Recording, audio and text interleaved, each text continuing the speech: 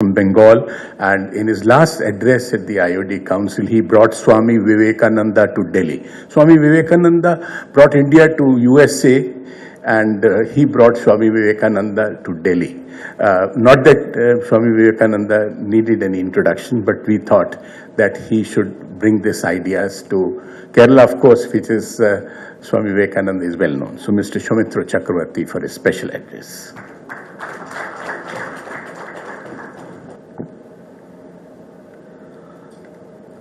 To Her Excellency, Madam Sheila Dikshit ji, Lieutenant General J.S. Ahluwalia Sahab, and Dr. Kapoor, to whom I am always indebted by the non-conservative accolades that he throws on me to a great extent.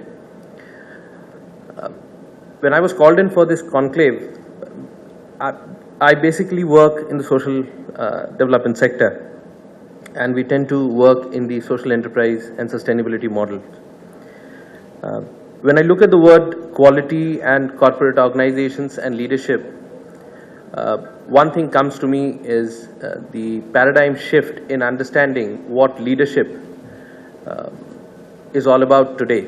So if I can recall the words of Mahatma Gandhi once, he said that it was the yesteryears when the leaders would be known by the muscles they use. Today they will be known by their capacity to get the community along themselves.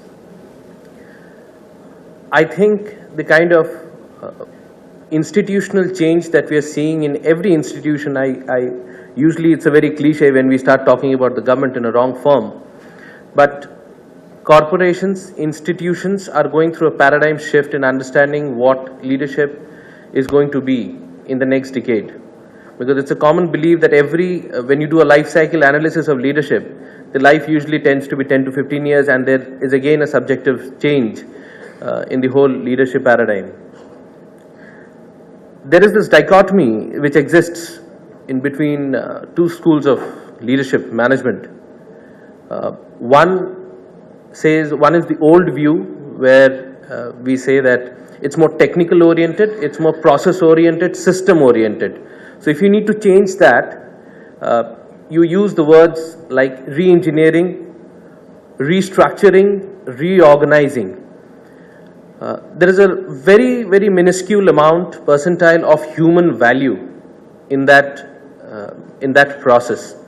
And there is a new concept which is struggling to be born at an institutional level, at the civil structure, with the government, with corporations, with private public enterprises, and that is reconceiving. You got to look at leadership from a reconceiving point of view. Leadership is no longer flexing your muscles and speaking about how you're going to get those figures, how the objectives, what is your objective, what is your roadmap, and what is the scale. Leadership has now changed from what to who and how. You have to now look at how do you achieve those standards, how do you achieve those scales, what are the policies in place that brings about such a change. When we talk of quality and leadership incentivizing that quality in corporations as well as other institutions, when we go around and discuss with people, I was listening to Professor Colin Thomas in the morning, and I think some of the observations that he made was spot on, where he said that when you meet the directors who are institutionalized as leaders within an organization, they tend to be too much focused on the objectives of the delivery without looking at the procedures of how those deliveries have to be done. I think as a leader for the next 10 years, because I belong to this generation when we are looking up to the civil corporations, the civil government, everything for the policy level changes, there are three core things that we need to do correct, and I won't take much of your time.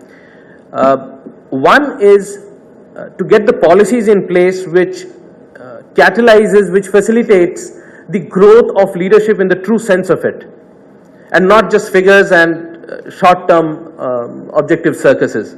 This dichotomy comes back because usually in the political and the corporate scenario, what happens is we are always bound by this short-term circus, political short-term gains, financial gains, shareholder value.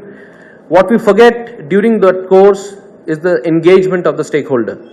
We do not concentrate enough in leadership to focus on each stakeholder who may or may not be your shareholder as an institution. And we tend to always concentrate on the shareholders. The shift in the focus has to now happen. So how do you convince a generation to look at a point where they look at the delivery system and not the delivery targets? So you got to get the policies in place first. Once the policy is in place, you got to make sure that as an institution and as a leader, you abide by those and make them the law for obedience and the law for practice within your systems. Now this is, whether it's an academic system, whether it's a corporation, whether it's a government, as when you talk of leadership, the basic fundamentals of leadership do not change. They remain the same at every institutional level. One, you got to look at the future. When we talk of future, I think a lot of business leaders are sitting here in this room. A lot of public sector enterprises are represented here by their chiefs here in this room. And I just want to say that when you concentrate on leadership and quality, let's not forget what General Aluwal has just said, it's a triple bottom line. When we talk of triple bottom line, we talk of three things. We talk of people, planet and profit.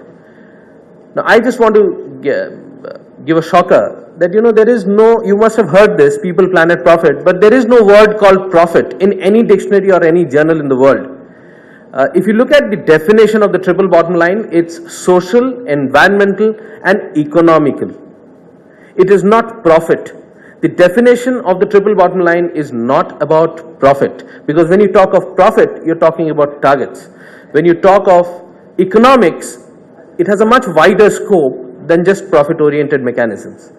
So a leader, if you can concentrate as a leader on these three paradigms of engagement, policy level engagement, framing of policies and implementation, I think quality will be complemented, quality will come embedded within it. And if I can just take, as Dr. Kapoor has referred me, that in the last conference I had spoken about Swami Vivekananda. He once said that if you do not know how to think about your impact within, you will never be able to make your impact outside. So, ladies and gentlemen, I just want to wish the IOD all the best, and I hope these kind of conferences do come up where people got to exchange their views on leadership, and I'm looking forward to the plenary sessions one after another. I wish them all the best, and I thank you all for coming to the conference. Thank you very much. Good day.